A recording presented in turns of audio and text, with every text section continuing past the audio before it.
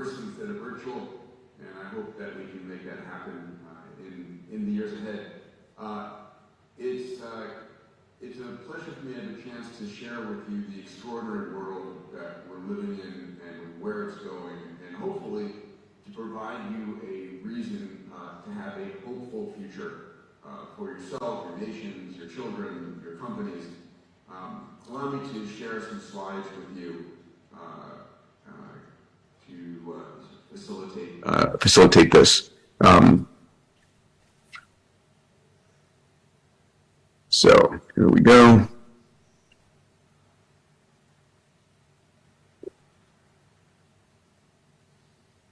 Okay. So I've called this presentation Creating Innovation and Abundance, and it's the look at what's coming over the next 10 years. What are the meta trends between today and 2033? One of the things that I speak about is that in the next 10 years, we're going to see as much progress as we have in the past 100 years. And what's that mean? How is that going to change our businesses, the way we govern our nations, the way we raise our families? Before I get into the technology, I want to speak about one critically important Recording thing, in progress. which is the idea that one of the most important elements that we as leaders, we as CEOs, as chairmen, as leaders of nations have, is our mindset. If I were to ask you, what is the most important thing that the greatest leaders of history, the founders of nations, individuals like Steve Jobs or an Elon Musk, what is it that they have that's most important to them? Is it their money? Is it their technology? Is it their friends? Or is it their mindset? I would believe, and hopefully you agree with me, that your mindset is the single most important asset you have. Meaning, if you took away one of these incredible leaders' money and technology, but they maintained their mindset, they would rebuild their wealth. They'd rebuild their success to a large degree. And if you agree with me that your mindset, the way that you see opportunities, the way that you handle problems is your most important element, the question is, what mindset do you have? And where did you get that mindset? And more importantly, what mindset do you want? And one of the areas that I study, and hopefully you think about, we'll talk about in this presentation, is the whole field of artificial intelligence, AI. And AI, an area called machine learning, says that if you want to teach a neural net how to recognize something or how to think, you show it example after example after example. And our brains are neural nets. And so the challenge is, if we're showing our brains negative news all day long from the television or the newspapers that deliver 10-to-1 negative news to positive news, your brain is going to get wired for being fearful and scarcity minded. And my job here over these next few, this next hour is to help shift your mind from fear and scarcity to abundance and hope. And so I want to share with you reasons for a hopeful abundance mindset. Let me give a little bit of a top line view. So this is an image that looks at data between the year 1820 and 2015. It is continuing in this direction. What we've seen is that the number of people living in extreme poverty around the world has dropped from 90% down to now below 10%. And so that's an extraordinary decrease, and it's continuing. So let's continue. Between 1800 and 2016, the number of people who are able to read in the world, who are literate, has gone from 15% to over 80% literacy rate. This is one, I'm a father of two 11-year-old boys, and so this one is in particular impactful, which is the child mortality rate, the number of children who died below the age of 5. 200 years ago, it was a coin flip. 42% of children born died before the age of 5. Today, it's less than 5%.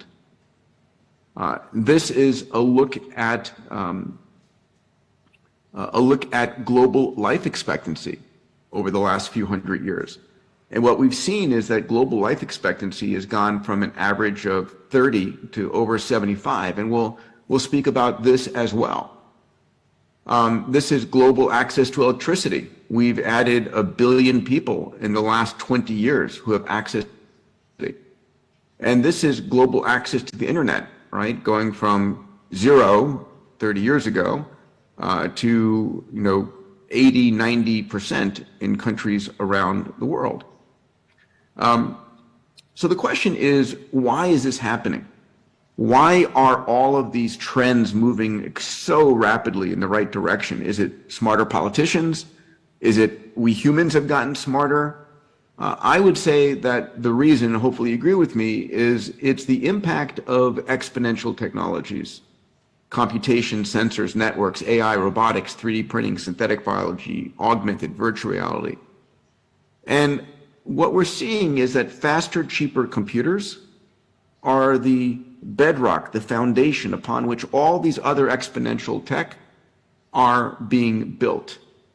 And, it used to be that as an entrepreneur, as a CEO, you could build a business on any one or two of these. But today, it's really the convergence of 2, 3, or 4 of these that are creating new business models and increasing abundance and opportunity in the world.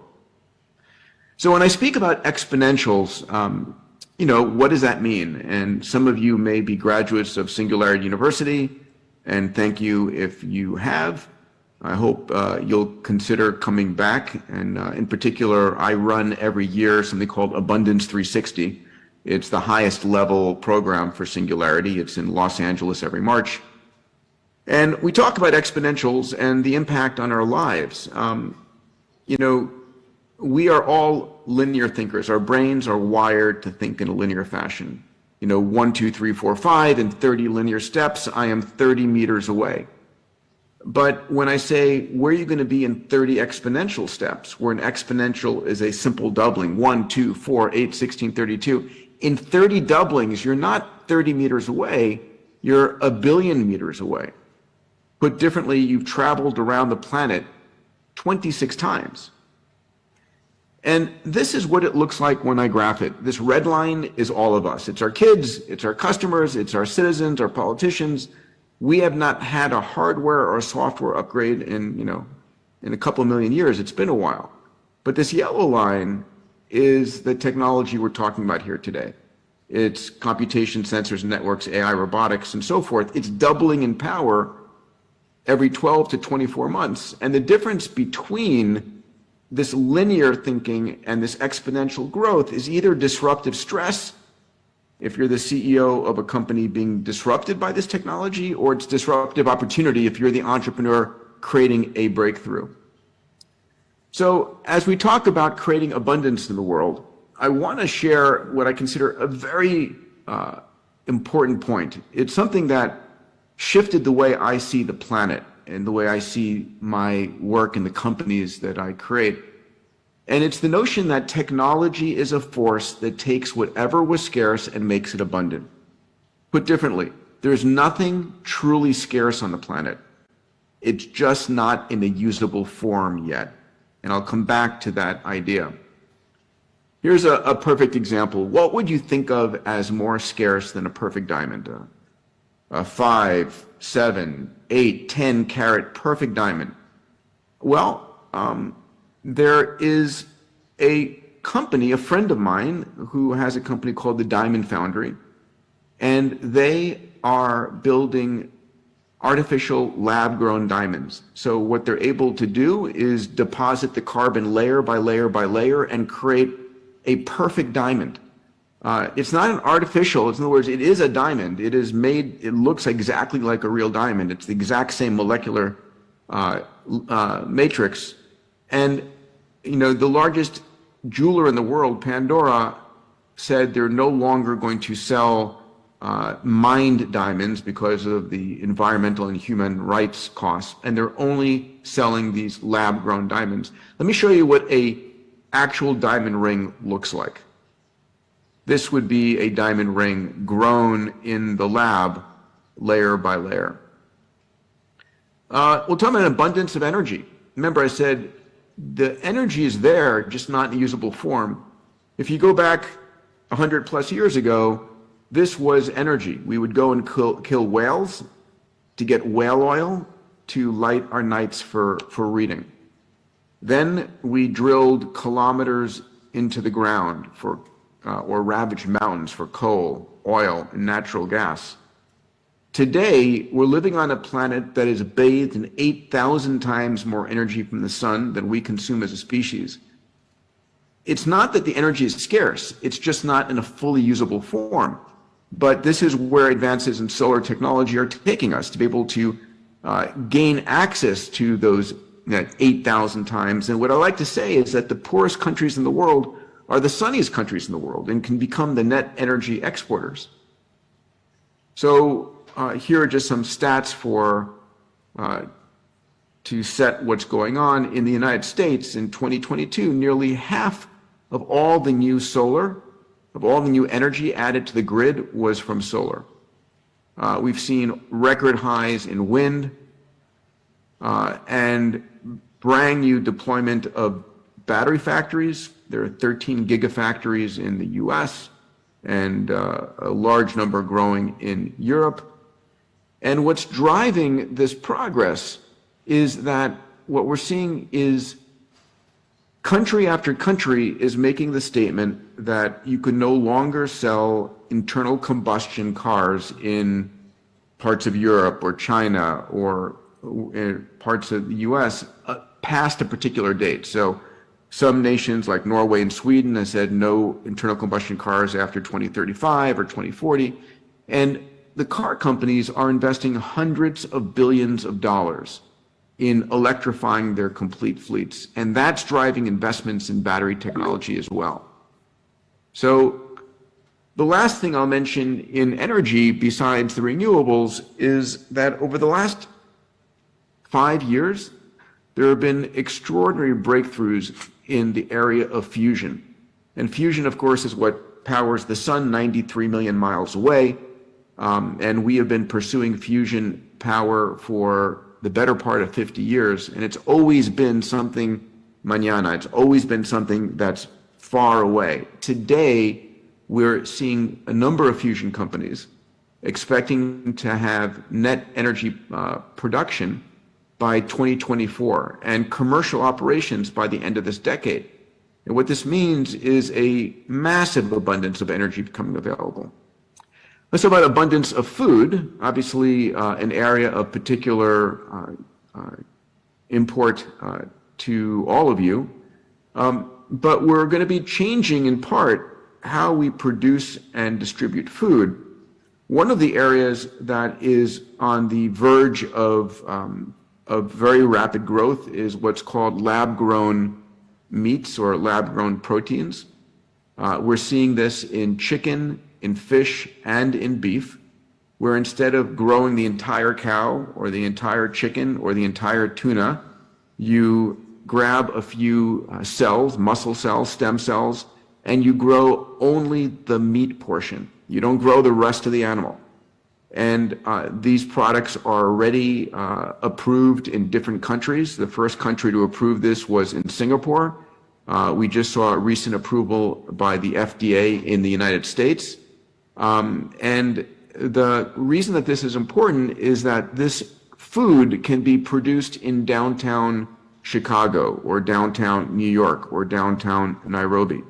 So this is a direction not for all food, obviously, but for a portion of the protein, because as the world is becoming wealthier and wealthier, more and more people are demanding access to higher quality protein. And we're already 1/3 of the non-ice landmass of the planet is being used for livestock. Another place and way we're producing food in abundance is vertical farms. This is a company called Plenty that's backed by Walmart, that's building massive indoor vertical farms that are operating 24 hours a day, 7 days a week. This is in the Netherlands called Infarm. It's produced 75 different crops. Again, all indoor farming, 24/7, no pesticides, no,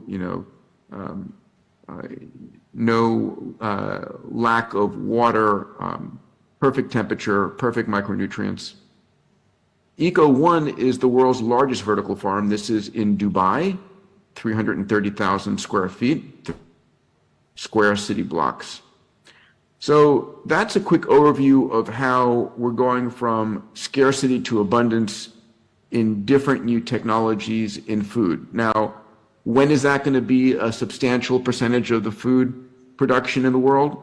Not in the next 5 years, probably not in the next 10 years, but between 10 to 20 years, that kind of technology is going to be built into downtown metropolitan areas. And I just want you to see where things are going. Communications, which is extremely important, again, to all the nations represented here. What we're seeing is a massive global interconnected world.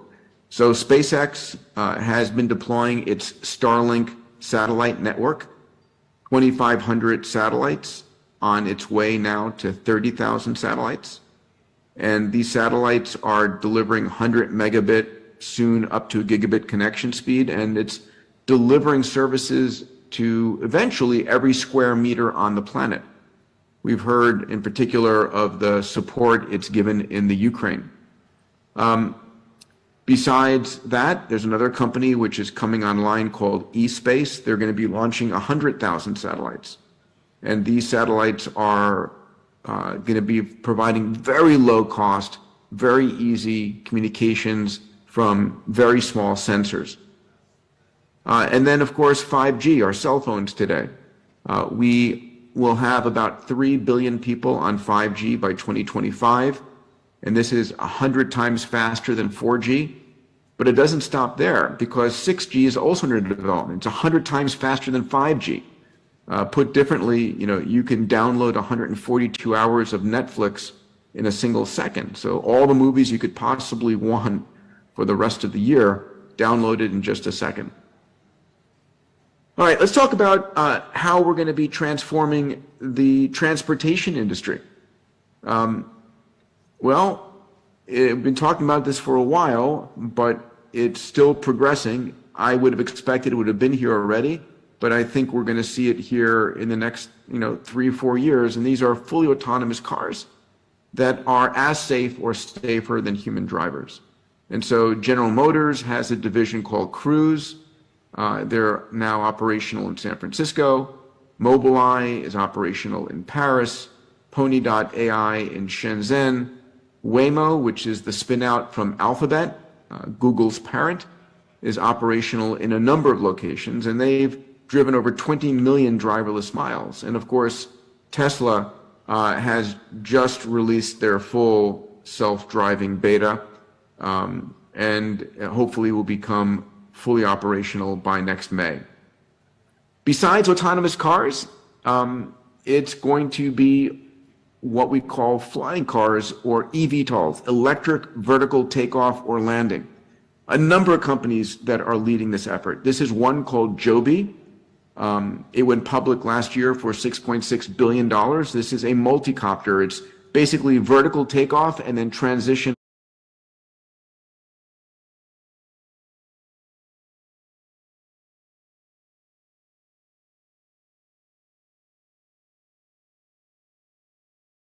on its wing to horizontal flight.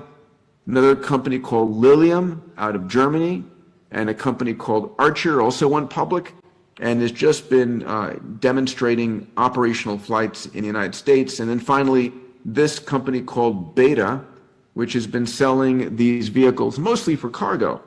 So I imagine that these kinds of drones will eventually be connecting the rural and urban areas of many nations. It will be transporting crops or medical supplies or individuals to places where there's no roads or very poor road access. And the cost of this is, after the capital expense has been paid, is really the cost of electricity. All right, this is an important part of the presentation that I'm sure we'll have a lot of conversation around. It's one of the meta trends that's going to impact every one of us. And it's the meta trend of artificial intelligence, the domination of AI, which is coming. So Sundar Pichai, who's a friend, he's the CEO of Alphabet, what a sweetheart guy, said it like this: that artificial intelligence could have more profound implications for humanity than electricity or fire. And I believe he's correct. Elon put it this way. He said basically companies are going to have to race to build AI, or they will be made uncompetitive. Essentially, if your competitor is racing to build AI, they will crush you. It's a little bit more hard statement, but I think it's important. Everybody listening has to be thinking about what is your AI strategy for your government, for your company, for your industry. This is the way I say it. There are going to be two kinds of companies by the end of this decade. Those companies that are fully utilizing AI and those that are out of business. It's going to be as dramatic as whether you use the telephone or electricity or computers. It's going to be fundamental to all of us. In fact, I mentioned I run Abundance 360 as my my highest level summit I do in Singularity every year. It's for about 360 CEOs from around the world. This year, we've added an entire day on AI because it's that critically important for people to understand how it's going to impact your business and your industry, and what are the on-ramps. How do you start to think about this? Let's talk about a few examples. There's a company called OpenAI. They built a large language model, a generative pre-trained transformer. It's called GPT-3. And GPT-3 has been able to basically search the global internet, which is organized information, and been able to evaluate 175 billion parameters. These are elements of data in the internet, and been able to generate a prediction engine that allows it to predict what should come next in a sentence or next in an image. And so what we've seen is GPT-3 being able to write poems, short stories, blogs, advertisements. I use GPT-3 in my brainstorming sessions with my team. So we'll have GPT-3 open on a computer, and if we're trying to name a new product, I'll ask GPT-3 what it thinks. And 7 times out of 10, it's got a better idea than members of my team. Google has its own large language model called PaLM. GPT-3 was 175 billion parameters. PaLM is a half a trillion. And OpenAI is basically building now GPT-4 with 100 trillion parameters. And GPT-4 is expected to come out sometime in the next year. And this is the way we start to think about getting to human level AI. So let's talk about a few examples of where this is going. There is another program called DALL-E, and DALL-E is another open AI product. And what you do is you give DALL-E a prompt. You say, create an image for me, an image of an armchair in the shape of an armadillo. And based upon just that prompt, this is what DALL-E came up with as a set of images. So these are all armchairs in the shape of an avocado. Here's another prompt: a living room with 2 white armchairs and a painting of the Colosseum mounted above a modern fireplace. I'm so impressed by this. Look at this. So this is the AI generating these images based upon 2 white armchairs, a Colosseum above a fireplace. I mean, it's extraordinary. And it will generate 100 different variations of this for you. Other areas that GPT-3 is being used, Microsoft invested $1 billion into OpenAI and got access to using GPT-3 for doing speech to code. So imagine you're a lawyer, you're a doctor, you don't know how to code, do computer coding. It's been many years since I've done computer coding. Instead, you can speak to the AI and you can basically say, write me a program that takes these parameters and outputs this result, right? You can describe verbally through speech what you want, and the GPT-3 algorithm will convert your desire, your intention, into computer code. It's called a no-code application. Meta, previously Facebook, is using AI to do translation between 200 different languages. Of course, AI is being used in the medical arena, being able to detect cancer, lung cancer, Alzheimer's, with 99% better accuracy than human physicians. This is where Ray Kurzweil predicts AI will be. Ray is my co-founder of Singularity University, considered one of the top thinkers on the planet in the field of artificial intelligence.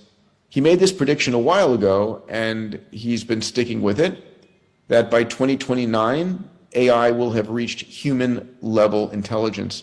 What that means is that by 2030, it's now greater than human level. This is what Elon said. He said, by 2025, vastly smarter than a human by 2025. So what's that mean for you, your business, your industry, when we start to have AI being able to basically outperform some of your top employees? How are you going to use it? How are you going to integrate this? All right, let's talk about the field of robotics and a meta trend of robots, which of course is another way of saying the future of different forms of labor. So one thing I'm watching very carefully is we're heading towards fully roboticized surgery. So it used to be that if you're wealthy and you needed a very special kind of surgery, you could hop on an airplane and fly to the Cleveland Clinic or whatever it might be and get the best surgeon in the world. In the future, the best surgeon in the world is going to be an AI and a robot that has seen every variation out there. Take a look at this. This is a robotic avatar called Beyond Me, and there is a human wearing a VR helmet and a haptic suit, and as that human controls the robot